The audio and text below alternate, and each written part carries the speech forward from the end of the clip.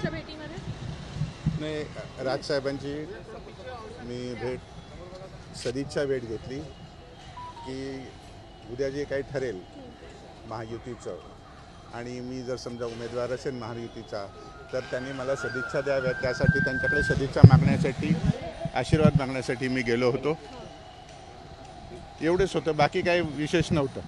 पण पाठिंब्यासंदर्भात काही चर्चा झाली, कारण पदवीधरसाठी वोटिंग खूप महत्त्वाचं असतं. खरं तर अनेक वोट जे आहे ते बाद होण्याची भीती देखील असते, कारण योग्य पद्धतीनं वोटिंग झालं पाहिजे. तर काय नेमकं बोलणं केलं?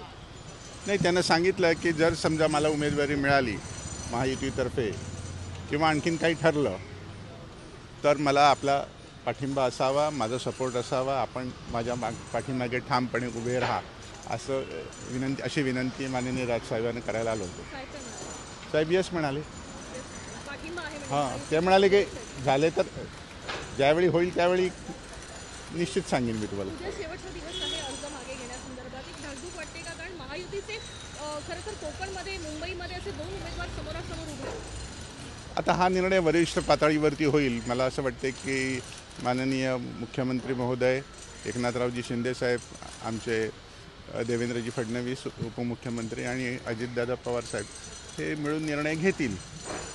मग बघू काय करायचं ते. कोकणची सीट खरं तर पूर्वीपासूनच बीजेपीकडे होती, मात्र मुंबईची सीट जी आहे ती दीपक सावंत यांना मिळेल अशी अपेक्षा वाटते.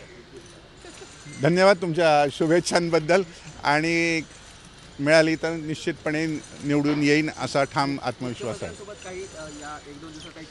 कालच चर्चा झाली मुख्यमंत्र्यांबरोबर. उद्याचा दिवस आहे. उद्या संध्याकाळी 3 वाजेपर्यंत निर्णय होईल. काय बोलणं होतं एक मुख्यमंत्र्यांचं, कारण अशा प्रकारे जर महायुतीचे 2 उमेदवार आमने-सामने होत असतील तर कशा प्रकारे भूमिका आहे ती बजावली झाली आहे? बघा, महायुतीचे दोन्ही उमेदवार समोरासमोर येतील किंवा काय होईल हे आज सांगणं कठीण आहे, पण निश्चितपणे यातून काहीतरी सन्मान्य तोडगा निघेल. आज रात्रीपर्यंत हा तोडगा निघणं अपेक्षित आहे, कारण उद्या दुपारी 3 वाजेपर्यंतची वेळ आहे. आज रात्रीपर्यंत किंवा उशिरात उशिरा उद्या सकाळपर्यंत.